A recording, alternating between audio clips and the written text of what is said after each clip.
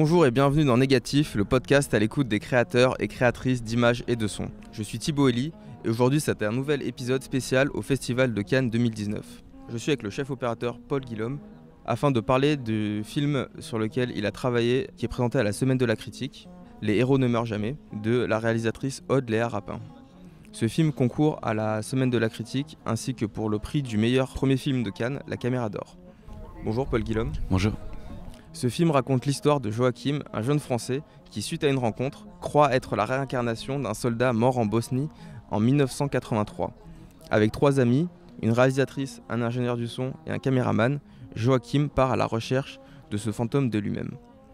Alors tout d'abord, j'aimerais vous demander comment avez-vous intégré le projet de ce film ?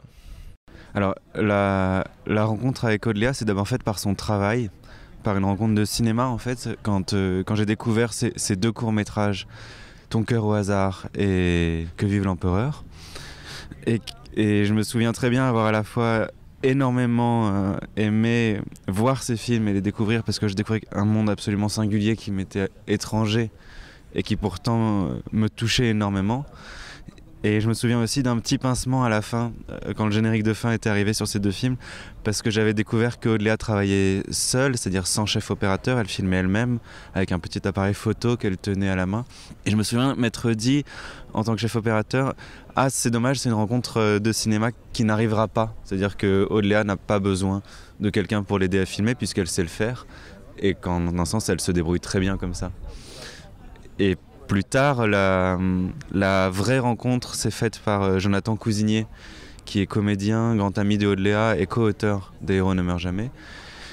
On s'était rencontrés sur un court-métrage et c'est lui qui a eu l'idée de faire les présentations puisqu'il savait que Aude Léa cherchait un chef opérateur. Pour son premier long métrage. Voilà, elle cherchait un chef opérateur pour son premier long métrage. Il se trouve qu'ils étaient en écriture depuis un petit bout de temps et que dans ce film, le chef opérateur est nommé régulièrement par les personnages et il s'appelait déjà Paul au scénario. Donc ce nom n'a pas été modifié Non, j'ai reçu donc ce projet de faux documentaire en un sens qui se passait en Bosnie où les prénoms étaient ceux à l'époque de Jonathan, de Aude Léa qui était le rôle de la réalisatrice. Et il y avait un personnage qui tenait la caméra pendant tout le film et il s'appelait Paul. Alors je m'étais dit, bon, c'est déjà quand même bien emmanché tout ça, bien commencé. Est-ce que ce rôle avait été écrit pour un chef opérateur ou est-ce qu'à la base ça devait être simplement un personnage ?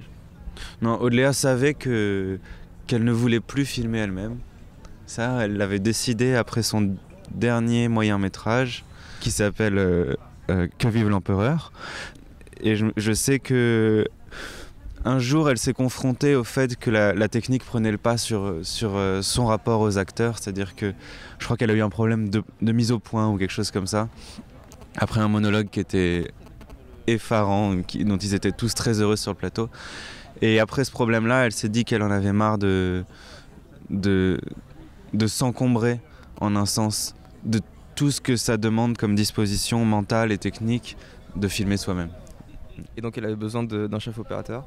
Ouais, elle avait décidé de prendre un chef opérateur pour ça. De quoi avez-vous discuté dans la préparation du film ? Alors c'est un film, c'est un film qui fonctionne sur un registre de faux documentaires, un peu comme Cloverfield ou Rec, qui sont des films dans lesquels la caméra est tenue par un personnage, à la différence près cette fois-ci que ça racontait le tournage d'un documentaire, donc les personnages étaient un peu plus professionnels que le garçon qui tient la caméra dans Rec par exemple. Donc nous on parlait à la fois évidemment comme toujours de l'histoire, de l'émotion, de la structure narrative, de quand est-ce que l'on comprend un enjeu, quand est-ce qu'il faut le replacer, d'une manière très classique. On a évidemment aussi parlé de texture d'image, de lumière, des optiques par exemple qu'on allait mettre sur la caméra et qui donnaient un look particulier au film. Et on a énormément aussi parlé de questions de grammaire, parce que le film étant filmé de l'intérieur par un personnage, il y avait toujours la question de où est le filmeur à chaque moment d'une séquence. Est-ce qu'il a pu se déplacer entre 2 petites actions par exemple? Est-ce qu'il a le droit de changer de focale? Est-ce qu'il a le droit de s'approcher d'un personnage? Est-ce que c'est juste? est-ce que dans une situation documentaire, il ne détruirait pas complètement la scène qui est en train de se jouer devant lui si d'un coup il allait se coller au visage d'une personne qu'il filme. Et ceci étant posé, c'est-à-dire la question de est-ce qu'on y croit à notre documentaire, il y avait un autre grand problème qui est, et à la fois il ne faut pas se laisser écraser par ce dispositif-là et il faut raconter l'histoire. Donc on essayait toujours de se placer entre la cohérence documentaire, c'est-à-dire une rigueur du dispositif qu'on s'était imposé, et la construction de l'émotion. Est-ce que vous avez dû, dans ce cas-là, retravailler le scénario ou adapter certaines séquences ? Alors il n'y a pas eu de retravail il n'y a pas eu de retravail du scénario lors de la préparation dans mon travail avec Audléa, ou très peu. Il y a par contre beaucoup eu de remise en question du scénario au moment du tournage, mais ça vient vraiment de la méthode de Audléa Rapin. Elle part du texte, c'est vraiment un point de départ, mais très vite on l'abandonne le texte et elle se concentre uniquement sur ce qui advient lors des premières répétitions ou des premières prises, et elle est capable de réorienter complètement une scène, de changer complètement un dialogue et au final de raconter la même chose en un sens ou mieux. Donc vous avez dû vous adapter avec les acteurs et avec elle au moment du tournage pour certaines séquences ? Oui, en fait, Audléa m'avait prévenu que de souvenirs, quand elle filmait elle-même, justement, généralement c'était la 6e prise qui était la bonne. Alors, pas que pour les acteurs, mais aussi pour elle. C'est-à-dire qu'elle avait trouvé sa juste place à la 6e prise à peu près. Et que c'était aussi souvent là où Jonathan Cousinier avait lui aussi trouvé son personnage, que Antonia Buvrezi, avec qui elle travaillait déjà, avait elle aussi trouvé. Et que voilà, il y avait cette espèce d'endroit de la 6e, 7e prise qui était souvent la bonne. Et ça s'est plutôt vérifié. Donc on savait au début qu'en fait, on a un peu profité des avantages du numérique, de la technologie numérique sur ce film-là, dans le sens où on a filmé les premières répétitions en sachant que souvent elles ne seraient pas gardées. Et pourtant, ça a 2 ou 3 fois créé des petits miracles. Et 2 ou 3 fois, on a gardé en fait la première prise. Justement, à propos du numérique, est-ce que vous avez dû faire un choix entre l'argentique, le 35 mm, peut-être le 16 mm, et certaines caméras numériques ? Alors quand j'ai lu le scénario au tout début, moi je m'étais vraiment posé la question. Parce que le scénario était un petit peu différent. Et il y avait un moment où le film basculait dans un 3e registre. En fait, pour simplifier le déroulé de ce film-là, on commence dans une petite caméra tenue à la main du type appareil photo.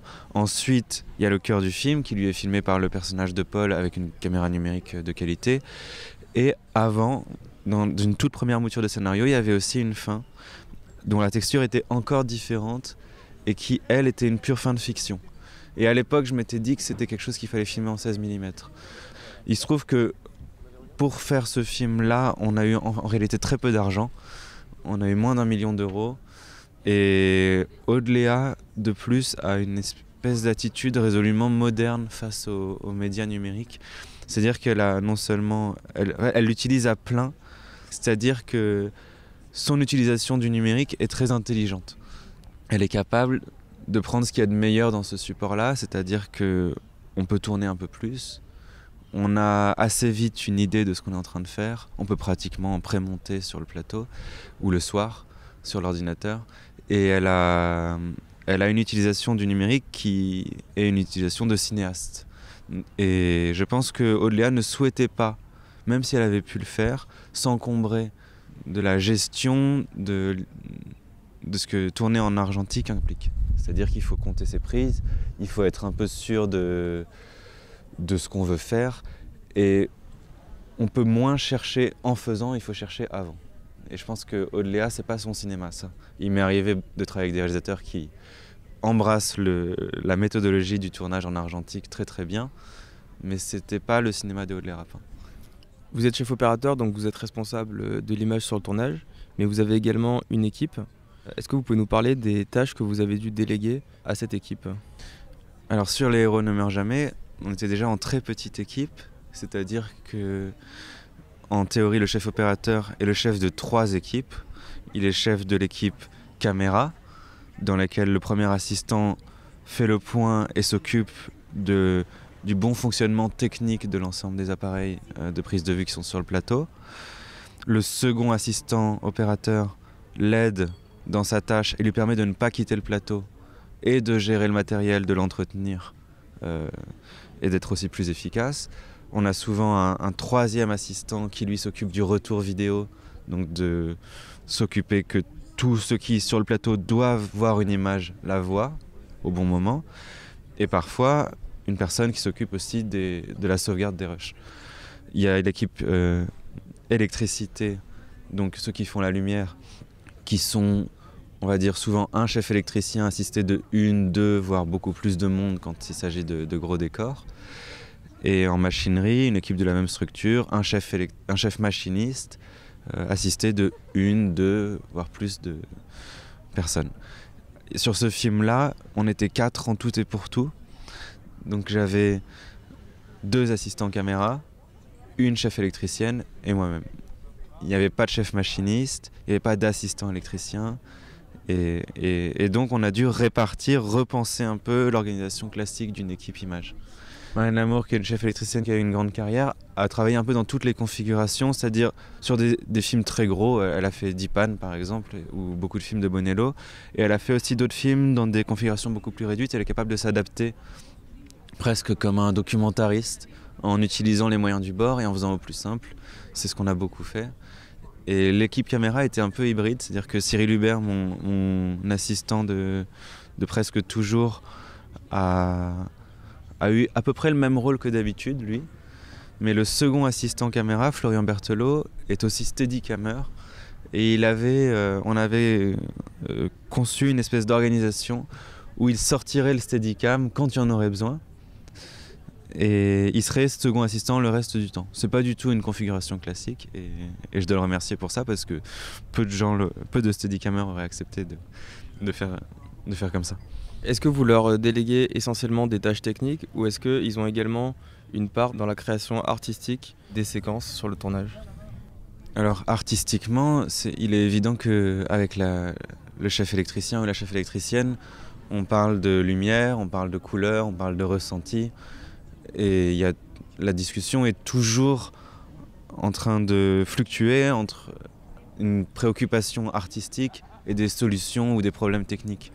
C'est-à-dire que la chef électricienne ou le chef opérateur passent leur temps à se demander comment on va faire pour raconter cette histoire ou pour rendre une émotion. Et le dialogue est toujours entre les deux, c'est-à-dire qu'est-ce qui est juste et comment est-ce qu'on fait ce qui est juste. Avec le premier assistant caméra, Cyril, je pense qu'on est arrivé à un rapport qui n'est pas, somme toute, si classique, où on parle énormément en fait de ce qu'on est en train de faire et assez peu de la technique, puisqu'il a dépassé le niveau simplement. Je me préoccupe plus jamais de savoir si la prise est nette, puisque je sais qu'elle l'est, à part s'il me dit le contraire, mais ça n'arrive jamais. Et par contre, quand je pose la caméra à la fin d'une prise et si par exemple la metteur en scène est en train de parler à ses acteurs et que je ne peux pas tout de suite y avoir accès ou que c'est pas encore le moment que je m'exprime, souvent avec Cyril on se met un peu sur le côté et on discute de ce qu'on a vu. Et lui, il a un écran aussi, c'est-à-dire qu'il peut ou faire le point à l'œil en estimant la distance entre la caméra et le comédien ou la comédienne, ou il peut regarder dans son écran. Et donc des fois il est un peu le premier spectateur, le premier spectateur de la scène. Et donc il me fait des retours, il me dit ce qu'il a ressenti. Il y a d'autres personnes sur le plateau avec qui vous avez eu un rapport particulier sur ce tournage, ce sont les acteurs. Il y a Adèle Haenel, Antonia Burezi et Jonathan Cousinier. Est-ce que vous pouvez nous parler de comment vous avez dû vous positionner, notamment par rapport à votre rôle dans le film ? Oui, ce qui changeait cette fois-ci par rapport à un tournage, j'ai envie de dire, classique, dans cette situation de faux documentaire, c'était que les acteurs s'adressaient à la caméra, mais s'adressaient aussi à moi. C'est-à-dire qu'ils ne regardaient pas forcément dans l'objectif, ce n'était pas forcément des regards caméra, donc des adresses aux spectateurs, c'était des adresses aux cadreurs. Ça, c'est quelque chose qui est beaucoup plus rare. On voit des adresses aux spectateurs dans des films de Woody Allen, depuis très très longtemps.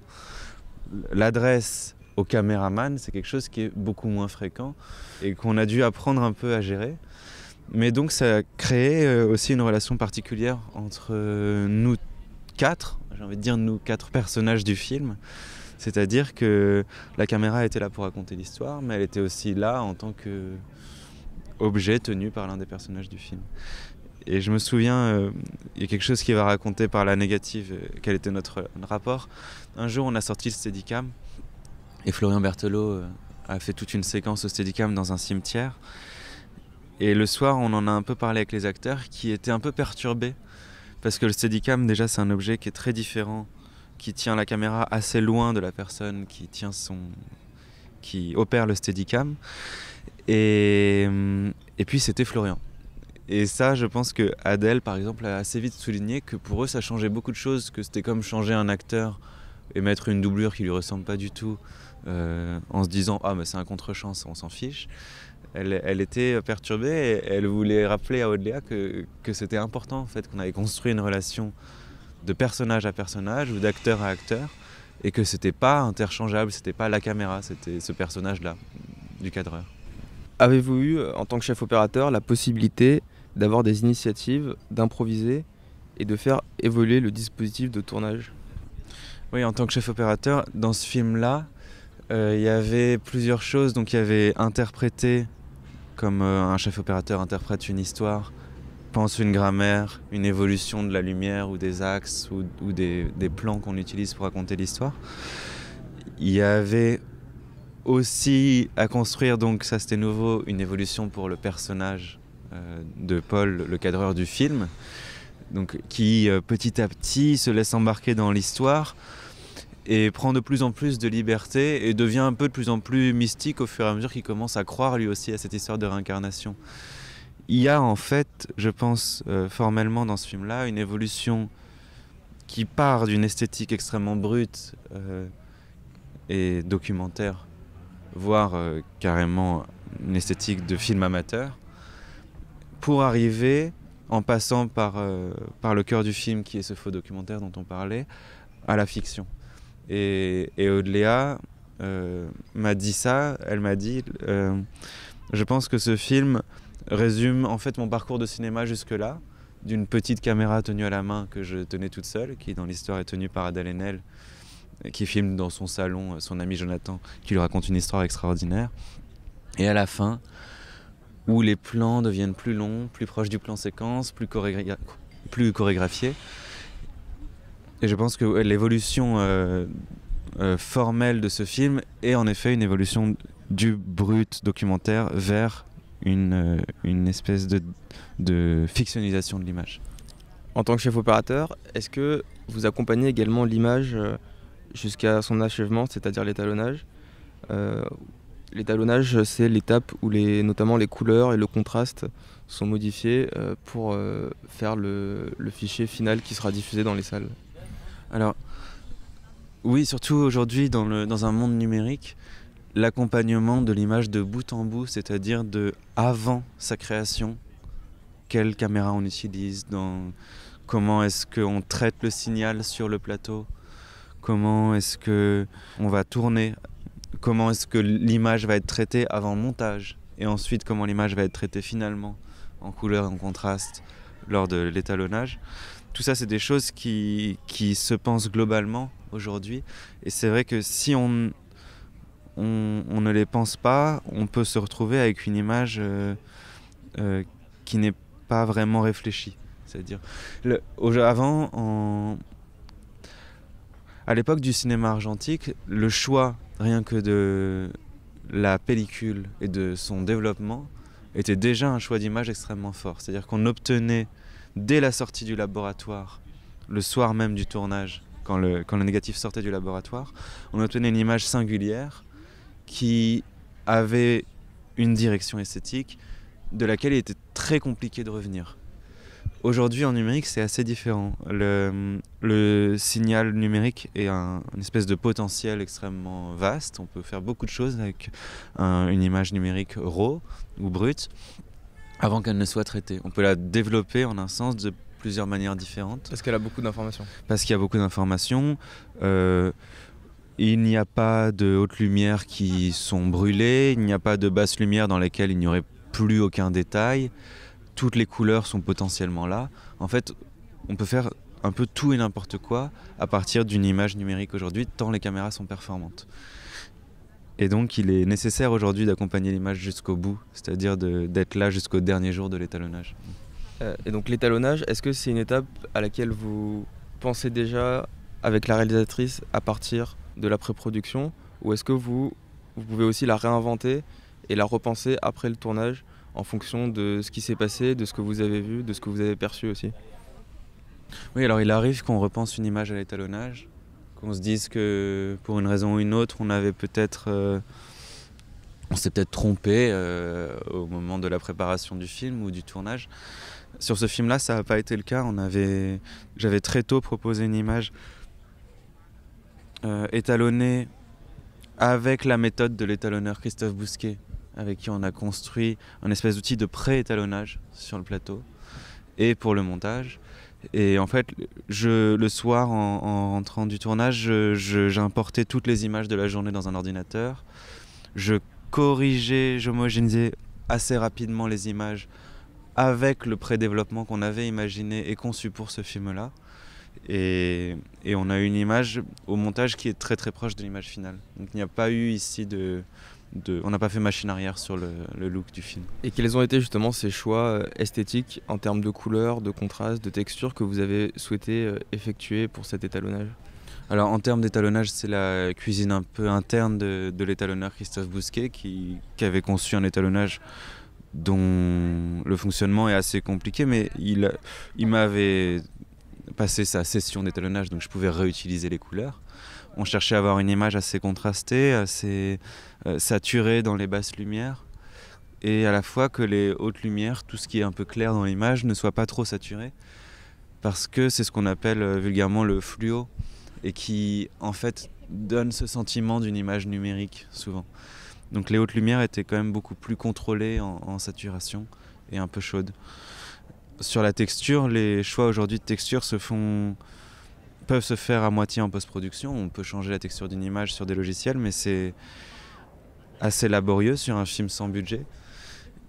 Le choix de texture aujourd'hui, c'est surtout un choix d'optique, c'est-à-dire quels sont les objectifs qu'on va mettre devant la caméra. Ces objectifs qui guident la lumière jusqu'au capteur et qui au passage la transforment, altèrent des structures, vont faire qu'une haute lumière va baver ou non sur une basse lumière, une zone plus sombre de l'image qui est à côté. Donc c'est un choix important mais qui ne peut pas être changé après le tournage. Voilà, le choix de l'optique, c'est un des derniers choix qui est définitif sur un tournage, dans la construction de l'image. Et donc pour conclure, est-ce que vous pouvez nous parler des prochains projets et pour conclure, est-ce que vous pouvez nous parler du prochain projet d'Aude Léa Rapin?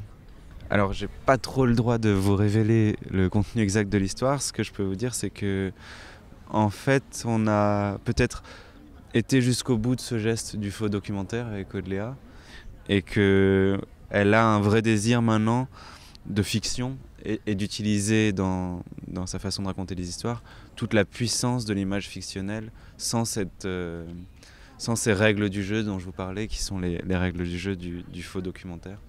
Et que ce sera un film dans lequel elle pourra encore plus, on se disait, utiliser tous les moyens que le cinéma nous donne pour raconter une histoire, puisque on pourra enfin se débarrasser de temps en temps de la caméra à épaule.